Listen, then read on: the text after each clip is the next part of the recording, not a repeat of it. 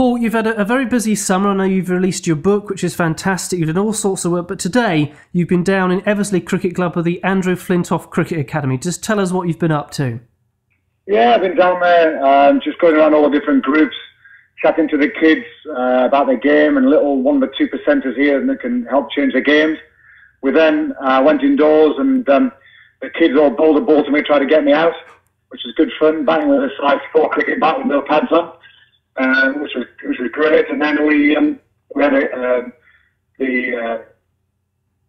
little question answer, and also we did which was wonderful. Some of the kids had some fantastic questions, and then we did a challenge bouncing the ball against the net against the centre, the leading challenger from the academy against myself.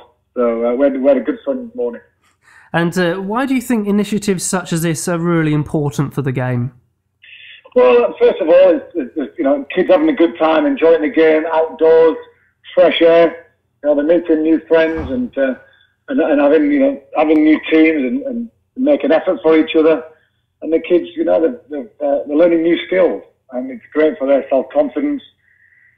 They're doing healthy things, and it's get them in the great outdoors and learning team skills, which is wonderful. Do you get a sense that children have sort of been inspired by the Olympics perhaps and want to get out there and sort of get involved in sport? Oh, no question, and that's what it's about these days. We've had the Olympics now. It's about the legacy. It's about the next generation, which Lord Cole talked about, and it's important that us as coaches and players and ex-players keep being even better ambassadors than we are, and it's all about the next generation. And how did your involvement with the academies come about? Through conversations with Luke Sutton, ex-Lancashire and Derbyshire player and captain. And Luke got me involved a few years ago now. I love every minute of it. And I'd love to do more. You meet some great kids. The homework that they do as well for the questions is wonderful. And it's great to see them enjoying themselves, having fun and learning new skills. And looking back perhaps to when you were getting into the game, is this a sort of opportunity you think you would have enjoyed or benefited from? Oh, absolutely. I was in the wilds of Cumbria, where the nearest major sport at the time was Carlisle United Football Club. So there was no cricket for me. At that stage, Durham County Cricket Club didn't exist. There was we had to get in the car and drive an hour and a half, 2 hours to Yorkshire, or across to Lancashire, or down to Lancashire, I should say. So, it's on their doorstep. They've got good coaches coming to see them. The opportunity is there for them, and it's something that they can't miss out on.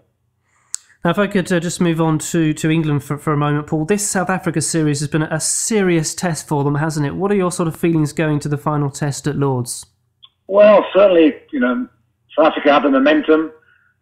They've played very good cricket. They put England under pressure. England have always been on the back foot, probably apart from the first couple of sessions in the first test. But we've struggled.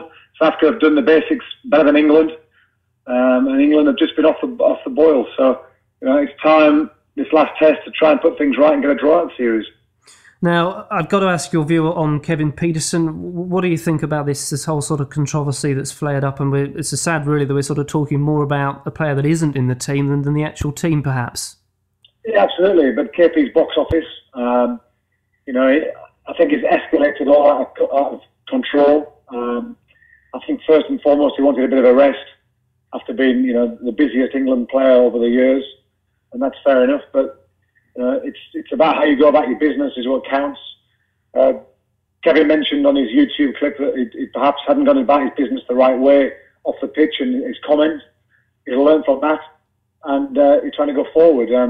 Obviously, now the text messages that is sent hasn't gone down well with England management, and there was a little bit of unruliness happening in the dressing room. So England has decided, for the good of the team, not to pick him. The team always comes first. That's a non-negotiable. And Andy Flower and Andrew Strauss are good blokes. They're straight blokes. They've had highs and lows in their own careers. They know You know, Andy Flower was the world #1 player for a while.